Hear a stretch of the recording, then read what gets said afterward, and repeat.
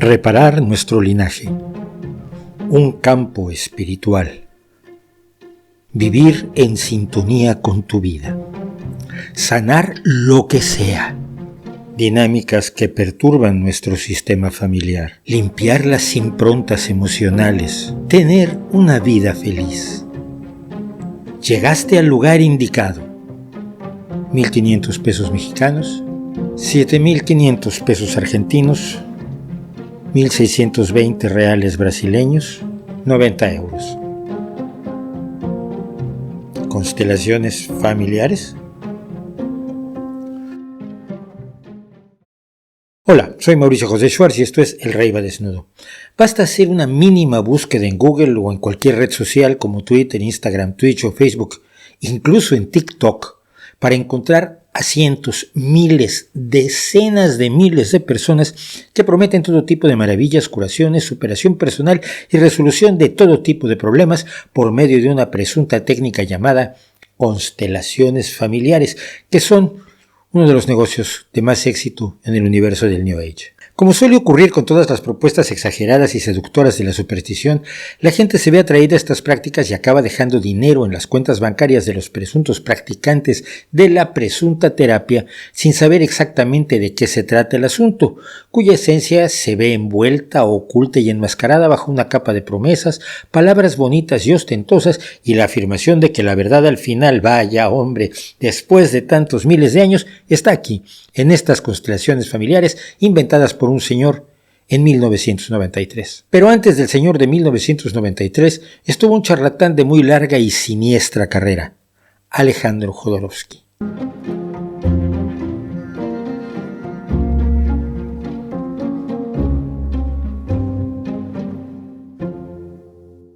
Ya hace mucho empecé a seguirle la huella a Alejandro Jodorowsky, embustero profesional que se cree o dice ser cineasta y mago, y que ha confesado haber cometido al menos una violación a una actriz durante el rodaje de uno de sus bodrios cinematográficos, sin que por ello le cayera encima ni el Me Too ni la policía, por motivos que todavía no acabo de comprender. Entre las camamas y trolas que solía vender, vi que tenía la delirante psicogenealogía, que es magia. La base de este cuento es el psicoanálisis, en el que Jodorowsky cree a pie juntillas, sin haberse enterado en todos estos años de que la psicología científica ya ha enterrado a Freud, a sus herederos y seguidores y a sus propuestas delirantes. Con la modestia que lo caracteriza, ninguna llegó a afirmar que la psicogenealogía estaba destinada a ser la gran revolución del siglo XXI, cosa que no es moco de pavo, y que lo diga el que la inventó es de una arrogancia que tira mulas a 30 metros. Y por supuesto, no lo fue. ¿Y qué era la psicogenealogía? La idea de Jodorowsky de que determinados comportamientos inconscientes se transmiten de generación en generación e impiden al sujeto autorrealizarse. Lo de autorrealizarse es un concepto tan vago que con él se puede despertar una sensación de desadaptación e insatisfacción en cualquier persona. Si se trata de un actor exitoso de Hollywood, se le puede impugnar porque no se ha realizado como padre o como amigo. Si es un excelente padre y amigo, se le puede hacer sentir que no se ha realizado en su potencial profesional y creativo. Cualquier insatisfacción, cualquier falta o carencia de esas normales en nuestras vidas porque no lo podemos tener todo, puede ser explotada por los caraduras que venden la autorrealización, para lo cual tienen que convencer a sus víctimas de que sus vidas son peores de lo que ellos creían. Para esto, Jodorowsky y su reincidente cómplice y cónyuge, Marianne Costa, se inventaron el inconsciente familiar, copiado del inconsciente colectivo que se inventó Carl Jung en una conferencia el 19 de octubre de 1936 y que sorprendentemente, desde ese momento hasta hoy, nadie ha podido demostrar que existe. Como tampoco parece existir el inconsciente familiar, pero suena bien, suena bien. Ahora, si usted es agudo, se preguntará, ¿por qué todas las influencias de las generaciones anteriores son negativas según este actor segundón y le perjudican a usted eso de la autorrealización? ¿Acaso no hay buenas influencias familiares que le hagan superarse, ser feliz y tener éxito en la dura tarea de ser usted mismo? Por supuesto que no, hombre, si fuera así, no le compraría usted nada a Jodorowsky. Pero además, si ya está en la órbita de este artífice de la patraña, usted ya cree en algo, magia.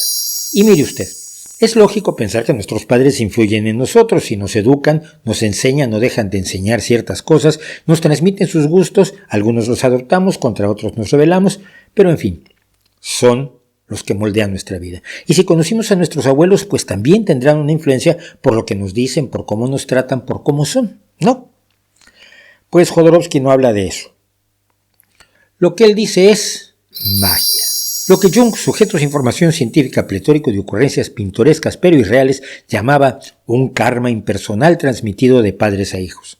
O sea, lo que se transmite de generación en generación en esta visión oscura y maligna son traumas que hay que romper estudiando nuestro árbol genealógico y descubriendo los defectos de nuestros antepasados para conjurar su influencia malévola. Estas alucinaciones bastante psicodélicas antecedieron y prefiguraron las constelaciones familiares, cosa que negaba el que inventó estas últimas, por cierto, porque mire, entre bomberos esotéricos sí se pisan la manguera.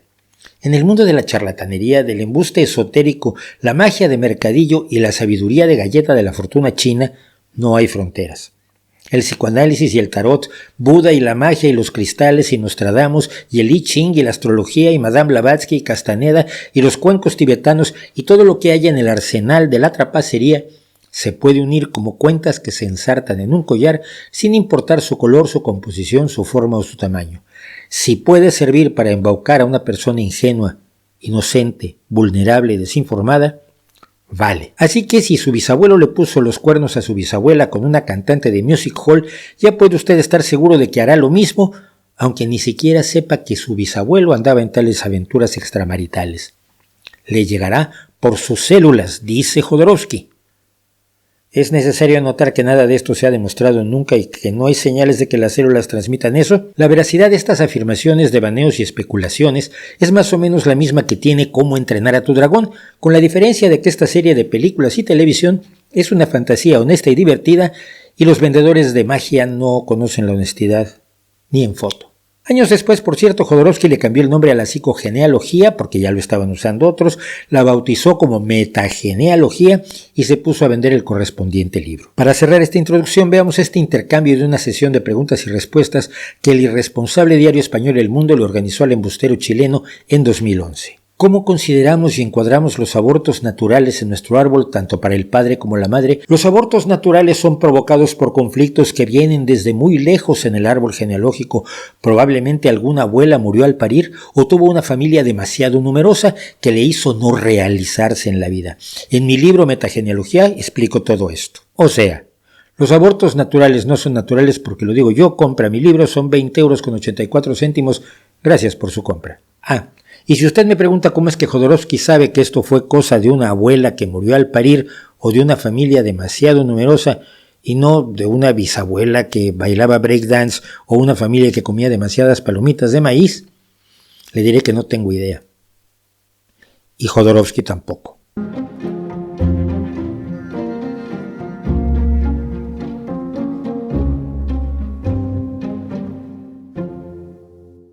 Así como Alejandro Jodorowsky un día se vio al espejo y decidió que estaba ante un mago que ríete tú de Harry Potter, de Merlín y del propio Gandalf, a los 68 años de edad un ex sacerdote alemán se vio al espejo y en lugar de ver a un señor mayor que había dejado los hábitos como jesuita para proceder a casarse 2 veces, vio a un sujeto capaz de comprender la mente humana, desentrañar los orígenes del sufrimiento y curarlo todo en un solo día, ese día. No quiero sonar demasiado cínico. Este señor alemán, Bert Hellinger, probablemente se creía sus historias. Pero eso da igual. Otros creen que su profesora de biología es bruja, pero eso no justifica que la quemen en la hoguera. Su sinceridad no es coartada para el daño que hace. Hellinger había combatido, dice que obligado, en el ejército alemán en la Segunda Guerra Mundial, donde fue prisionero de guerra en Bélgica, huyó y al final se hizo sacerdote. Todo esto se le tiene que creer porque no hay ningún dato que lo corrobore. Finalmente se fue como misionero a Sudáfrica entre los Zulús durante 16 años para luego dejar los hábitos y estudiar terapia del grito primordial. Ya no sabe lo que es eso usted. Fue muy famoso. Hipnoterapia ericksoniana también. Y programación neurolingüística, que todavía tiene cierto cartel. Todas estas presuntas disciplinas han estado de moda en distintos momentos del New Age y ninguna de ellas ha demostrado tener relación alguna con la verdad, tener capacidad para describir el comportamiento humano y mucho menos tratar sus alteraciones. Aunque la gente siga creyendo que estas disciplinas y otras muchas se basan en estudios, experimentos, cuantificaciones, observaciones rigurosas y verificación independiente de sus afirmaciones, lo que haría de ellas parte de la ciencia. Ellos dicen que son parte de la ciencia, generalmente cuántica, porque la cuántica, como todo mundo sabe, es magia. Pero ninguna de ellas ha demostrado nada. Nunca. Su valor está en sentir bien a la gente como lo hace cualquiera que nos presta atención, nos ofrece soluciones sencillas y sin dolor, nos halaga y dice que cree en nosotros y parece tener seguridad en lo que dice y buena disposición hacia nosotros. ¿Qué es lo que hace cualquier gurú, cualquier cura o un amigo, en este caso a sueldo? Pero nada más. Son ejercicios de retórica seductora con ocurrencias carentes de base. Pueden nacer de un sincero deseo de ayudar, de una buena voluntad sólida y de una convicción profunda, pero no dejan de ser patrañas y además peligrosas y perjudiciales. Según sus seguidores, Hellinger vio los ritos zulús en Sudáfrica y absorbió la creencia de los zulús de que si los ancestros muertos están pasándolo mal en el otro mundo, los vivos lo pasan mal y viceversa. Y Hellinger decidió que esto era así, que si estás mal es porque tus ancestros, mala gente. La metodología que Bert Hellinger creyó desarrollar para 1993, decíamos, se llamaron constelaciones familiares. Por cierto, se le olvidó registrar este nombre y por eso lo utilizan miles y miles de camanduleros profesionales en todo el mundo sin que les suene la registradora a los herederos de Don Bert, que por eso sí se aplicaron a registrar las constelaciones familiares o Familiensten Original Hellinger y por supuesto el poder cósmico o Cosmic Power, que es súper importante en este cuento. No sé bien por qué. Así que, en los años que transcurrieron entre 1993 y su muerte en 2019, 16 años, Bert Hellinger escribió 110 libros, casi 7 libros al año. Toda una hazaña, bastante dudosa, por cierto. Sí, hay gente que ha escrito libros en plazos muy breves, como las 3 semanas en las que Anthony Burgess tecleó La Naranja Mecánica, pero nadie escribe un libro cada 7 semanas durante 16 años sin pararse ni a tomar el fresco, y menos cuando, como Hellinger, se dedica a viajar por todo el mundo para dirigir talleres de constelaciones familiares y cobrarlos. El asunto para Hellinger es que las dinámicas y patrones de nuestros ancestros, como en el cuento de Jodorowsky, son malévolas y nos llevan a tener malas experiencias psicológicas como ira, ansiedad o aislamiento. Incluso se pueden desarrollar ciertos desórdenes a raíz de la relación con la familia, como el alcoholismo o la dependencia emocional, incluso enfermedades fisiológicas. Imagínese esto por un momento.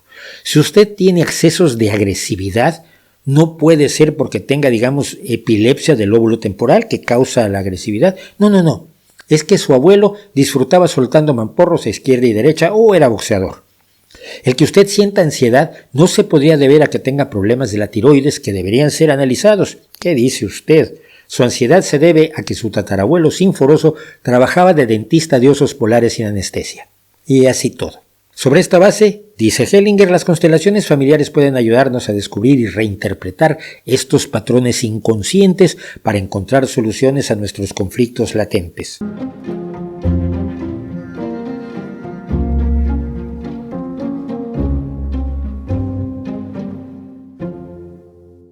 ¿Cómo es una sesión de constelaciones familiares? Bueno, se reúne en la sala un grupo de creyentes, de personas que pueden ser 10 o 200, da igual, que no se conocen entre sí.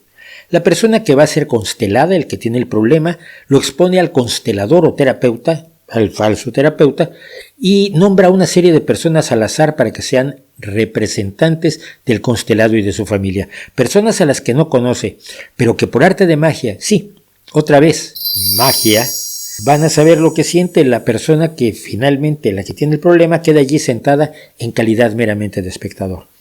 Se desarrolla entonces un pequeño psicodrama bajo la dirección muy estrecha del terapeuta, que no es terapeuta, sobre el tema del conflicto. Los representantes se disponen en el espacio del grupo definiendo intuitivamente, magia, el espacio de cada uno. Así de repente las figuras reflejan la imagen subconsciente que el paciente, cliente o víctima tiene de la situación y el problema jerárquico de la familia que hay que restablecer. ¿Cómo ocurre esto? Magia. La magia en este caso asume la forma de una energía llamada campo del conocimiento y la víctima descubre la verdad guiada por este campo y por el terapeuta, resuelve sus conflictos personales y sus problemas de salud y viven felices para siempre. Veamos este ejemplo. Hay una madre que no sabe qué hacer porque tiene una hija esquizofrénica y esto afecta a toda su familia, como es lógico. Aquí ella elige a 2 personas que los van a representar a ella y a su marido y a una persona que va a representar a la hija. Hellinger empieza a entrevistar a los 2 representantes como si estos supieran lo que sienten la mujer y su marido. Luego la representante de la hija esquizofrénica entra en escena y el terapeuta hace que interactúen. Con esta escena que el propio Hellinger dispuso, de pronto afirma, así es como una hija se vuelve esquizofrénica. That's how a child gets schizophrenic. ¿De qué estás hablando? ¿De qué estás hablando? Hellinger hace que la hija toque a los 2 padres falsos que se alejan, la dejan sola y declara como si supiera lo que está diciendo. El único lugar seguro es un hospital psiquiátrico. The only safe place is a mental hospital. ¿Qué? ¿Cómo lo sabe? ¿Qué responsabilidad asume si se equivoca? ¿De dónde lo saca? No. Es que el gurú siempre va a tener la razón. La gente que está allí está dispuesta a darle la razón y a hacerle caso, a decir que están equivocados ellos, no el terapeuta. Pero ¿es una psicoterapia o es una sesión de manipulación sectaria como cualquier otra? Quienes están mostrando sus emociones y actuando son los representantes, pero se les toma como si realmente se convirtieran en las otras personas. Muy peligroso, aunque usted crea en la magia. Y lo peor del asunto, sin prueba alguna de que tenga ningún significado o utilidad real para las personas que son utilizadas allí, cuyos sentimientos se despliegan despiadadamente para que un señor se sienta importante porque puede hacer magia. Hellinger, como Jodorowsky, puede decir lo que se le ocurra, puede dejar volar la fantasía, interpretar a partir de sus creencias y sesgos, afirmar una autoridad de la que carece y cosechar la admiración, las miradas arrobadas y el dinero.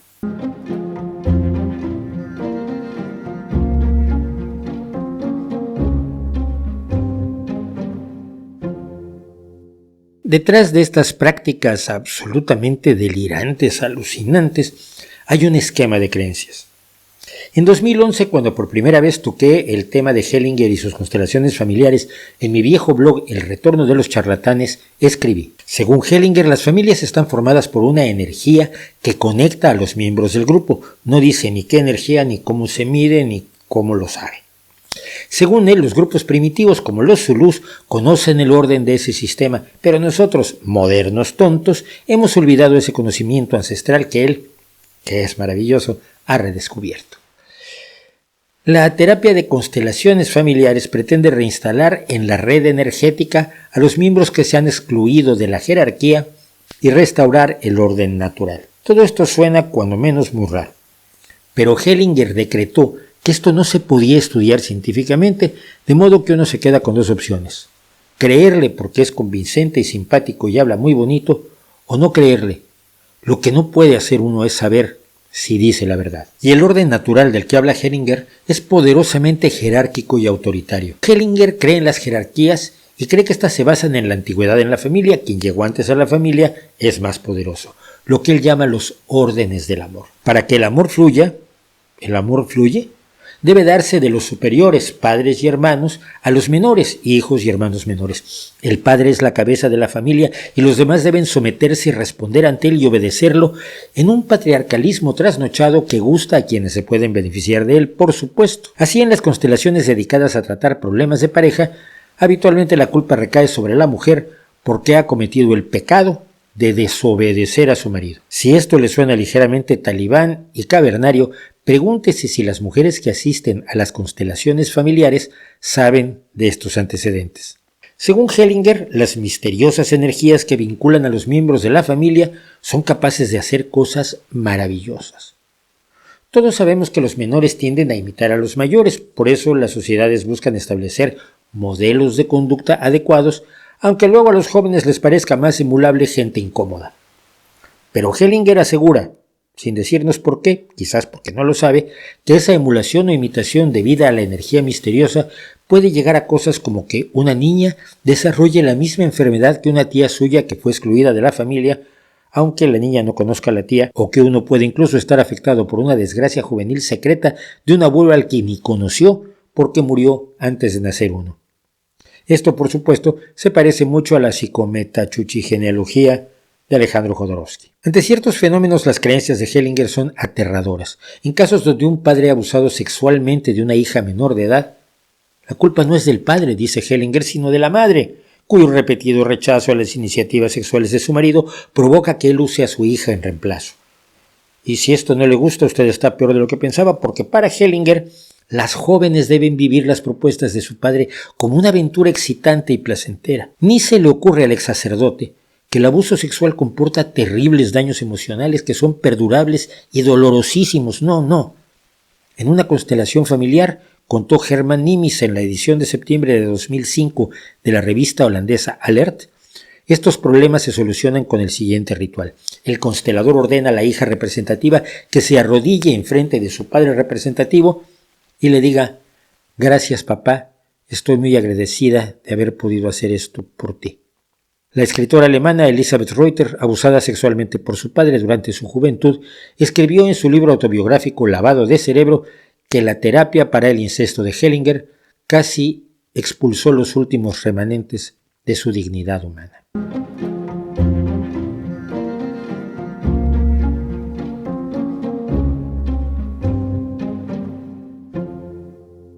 En sus terapias, Hellinger siempre se ponía del lado de los abusadores y proclamaba, de nuevo cito a Herman Nimis, al periodista de Alert, los criminales de guerra como los nazis estaban imposibilitados de desafiar sus deberes por cuanto esta autoridad estaba en completo control de ellos, lo cual resultaba muy cómodo para los criminales de guerra que había en Alemania, y alguno queda todavía, al iniciar Hellinger su práctica. Vamos, que todos son inocentes menos las víctimas. A ellos les parecía muy bien que Hellinger pidiera a las víctimas de la guerra estar agradecidas con sus victimarios y que deberían arrodillarse ante aquellos que representan a sus abusadores y expresarles gratitud. En 2004, Hellinger dijo en una de sus constelaciones familiares: en este país todavía existe una amplia opinión pública que opina que los criminales nazis fueron personalmente responsables por sus actos y tomaron decisiones por su propio libre albedrío y que por tanto son culpables de sus crímenes. Pero están equivocados, porque en su momento los había envuelto una fuerza estupenda. Sobre esta base, Hellinger proclama también que la resistencia contra toda dictadura es inútil, está equivocada y se basa en un autoengaño que magnifica el ego. Dicho esto, desde un ego más que inflado. Hellinger incluso llegó a proponer que se borren de los libros de historia los nombres de los luchadores de la resistencia antinazi, como es el caso de los valientes jóvenes de la Rosa Blanca, cuya historia, por cierto, ya contamos en este canal, mientras que debe honrarse a los héroes de guerra nazis. La resistencia a la autoridad, que a los no iniciados nos puede parecer natural ante la opresión, la dictadura o la injusticia, puede ser incluso causante de cáncer, según Don Bert. O sea, adolescente, si desobedeces a tus mayores, te puede salir un tumor. Nimis sigue contando que la admiración de Hellinger por Hitler culminó cuando él y su joven esposa María Sofía Erdődy, que hoy es la heredera de su imperio, se mudaron a Kleine Rachsansley, una villa que el Führer una vez poseyó en Berchtesgaden, cerca de la frontera austriaca. Hasta Jodorowsky denunció este asunto en 2011, no sabemos si por genuino rechazo a la idea o simplemente para dañar el prestigio de quien veía como un competidor en su patraña generacional. Hellinger, por supuesto, dijo que él no sabía que esa casa era de Hitler y nadie se lo tenía por qué decir. Le creemos. Oh sí, le creemos. Pero sabiéndolo o no, un año después escribió una aterradora reflexión elogiosa a Hitler, donde dice para empezar: Hitler, algunas personas te consideran inhumano como si alguien siquiera mereciera tal calificación. Yo te miro así como me miro a mí mismo, a saber, como un ser humano, con un padre y una madre y con una fe extraordinaria. ¿Te hace eso más grandioso o más pequeño? ¿Eres mejor o peor?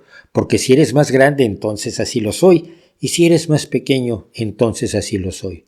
Si eres mejor o peor, entonces así lo soy, pues soy un ser humano como tú. Esto sigue durante otro tanto, pero no hay estómago que lo aguante. Sí, Hitler era un ser humano, pero no era como yo, ni era como la mayoría de nosotros. A lo largo de los años en que inventó sus constelaciones familiares, Hellinger enfrentó casos legales en los tribunales alemanes, tanto por sus inclinaciones ideológicas como por su negocio. Desde principios del siglo XXI y hasta la muerte de Don Bert, los escándalos fueron constantes y el presunto terapeuta perdió varios casos. Pero todo eso, todo, está ahora olvidado. Los charlatanes siempre apuestan al olvido, sea el olvido de cuando fueron descubiertos, de cuando confesaron una violación o de cuando se mostraron cercanos a Hitler. Esto también ocurrió con las declaraciones antisemitas de Hellinger, que, según sigue relatando Nimitz, que lo estudió a fondo, tuvieron una expresión escalofriante cuando ordenó a una mujer de ascendencia judía que confesara a su marido con quien tenía problemas matrimoniales: «Estoy muy agradecida de que te hayas casado conmigo a pesar de ser judía». Habría que añadir que Hellinger afirmaba que las constelaciones familiares podían curar también a los homosexuales y devolverlos al buen camino hetero, esto que hoy llamamos terapia de conversión, y que es tan absurdo como tratar de convertir a un heterosexual en homosexual con una psicoterapia. Plantéeselo usted. ¿Qué tan fácil sería cambiar su orientación sexual? Pero nada de esto, nada de todo esto lo saben quienes hoy van a las terapias de constelaciones familiares.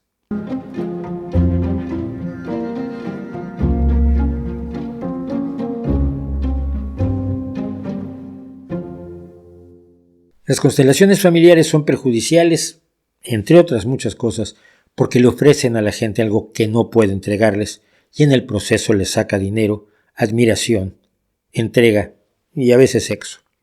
Porque piense usted si estos procedimientos rimbombantes de nombres ampulosos que meten por allí en su lenguaje que no en los hechos, igual la física cuántica que los ángeles, los rituales comanches y la cibernética avanzada, fueran efectivos, si los estarían aplicando marginales sin estudios en oficinas similares a las que se usan para echar las cartas o hacer astrología, en vez de que se estuvieran aplicando en los mejores hospitales del mundo a los ricos y famosos que tienen problemas de conducta y de personalidad, de parejas y de crianza de los hijos.